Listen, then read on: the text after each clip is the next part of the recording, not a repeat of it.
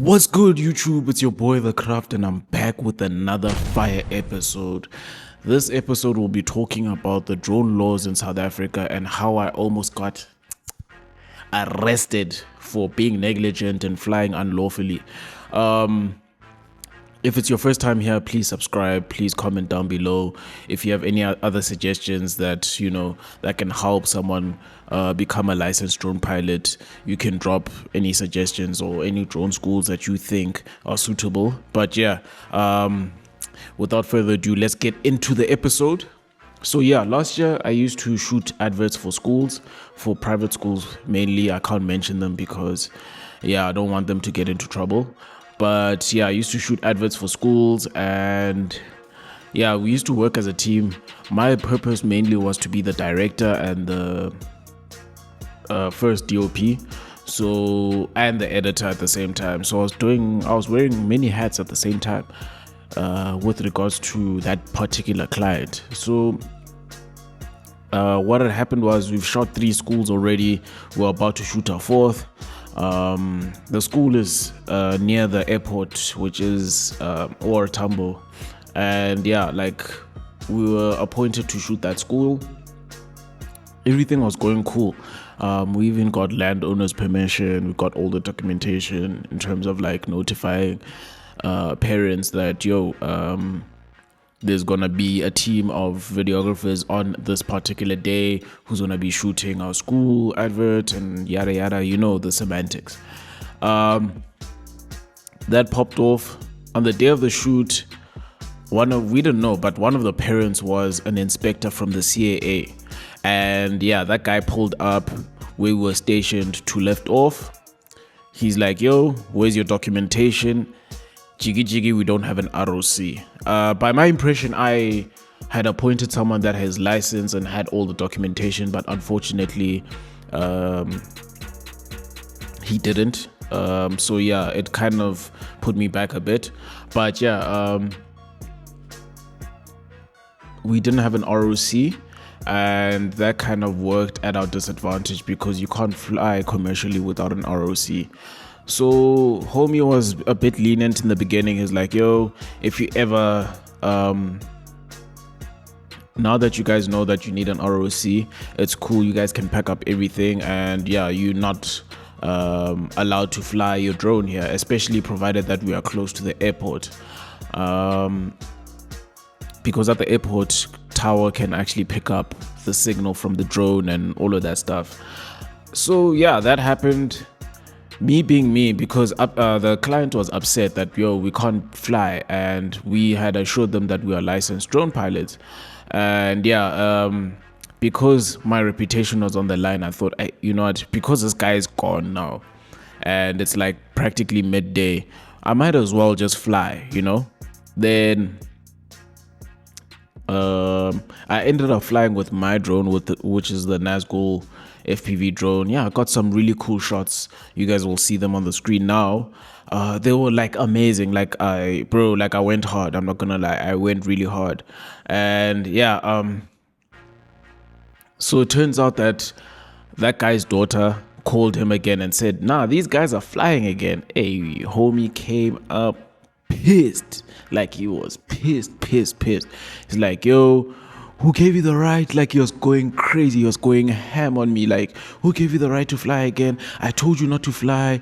Everyone's just looking at me like, "Yo, how could you fly?" and whatever. And it's like, guys, at the end of the day, we're not really getting paid much. So for me to have to now refund the client and still pay everybody, including the drone pilot that couldn't do the work, which was kind of unfair. But because I'm a person that I'm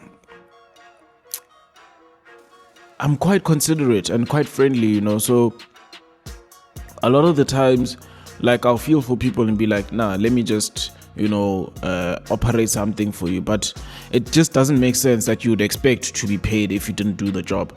But that happened. This guy is all aggressive. He's like, "Yo," he even called the school's principal. He's like, "Yo, these guys are gonna face disciplinary action.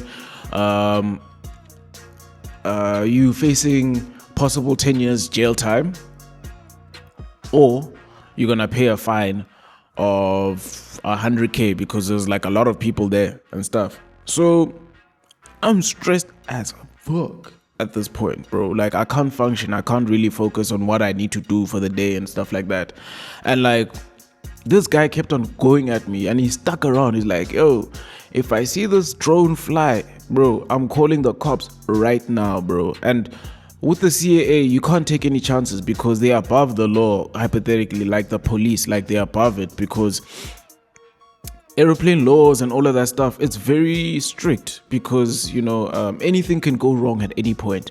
So yeah, homie stuck around like he was watching me like a hawk, going ham at me like every time I'm shooting and whatever, saying some snug things and whatever. But yeah, that was my experience of like almost getting arrested, and like it actually opened my eyes because I was quite negligent when it comes to, getting a drone license and stuff like that. First of all, it's expensive. Just to get a drone license, like a VLOS drone license, costs about 30K. Then there's still BVLOS, which is beyond visual line of sight. There's VLOS and BVLOS. Then you still need to get an ROC, which, bro, an ROC takes about 5 years to get approved. Then, there's just a lot of documentation involved, and the cost could run you about, you're looking at plus minus 500K, ROC being the most expensive. And I'm talking about like the cost of traveling, because you do your practicals at farms like very far, you do your radio telephony at places that are very far, all of that stuff. So it's just very expensive, and like there's so much red tape around it. I'm assuming that the reason why there's so much red tape and regulations is because they don't want to just let anyone become a licensed drone pilot, because some people are like very reckless and all of that stuff. But at the same time, it hurts businesses like us that have a passion for drone piloting and stuff like that. And it becomes unfair. Like, to be honest, the average South African won't be able to afford an ROC, just an ROC alone. So hopefully someone at the CAA sees this, or in the drone industry or community, and says, okay, cool, maybe let's loosen the grip on certain particular things. But yeah, that was my experience. If you've been watching till this point, please like, comment, and subscribe. There's another video that I'll attach to this video at the end. Watch till the end to actually get the link to that video, where it'll show you, like, at Cotton Fest I almost got arrested as well, but those visuals I was able to drop because I wasn't getting paid for that gig. But I was flying illegally because I was flying above people, which is not allowed. And if you're someone and you're not licensed and you don't know where to start and which drone school to go to, there's a drone school that I'm currently registered at, which is called Rocket DNA. They are the best in SA. I've been to 2 drone schools. I didn't finish, unfortunately, the first time because of COVID and funds and whatever. But the second school being Rocket DNA, like, they're the best, bro. I'm not gonna lie. I think they are number one. They have, bro, just do your research. I'll link their profile in the comment section. But yeah, that was my experience of almost getting arrested. Please, guys, don't try and be that, I'm that guy, I can operate however I feel like it. The CAA will never catch me. They will catch you, my boy. And when they catch you, it will not be nice.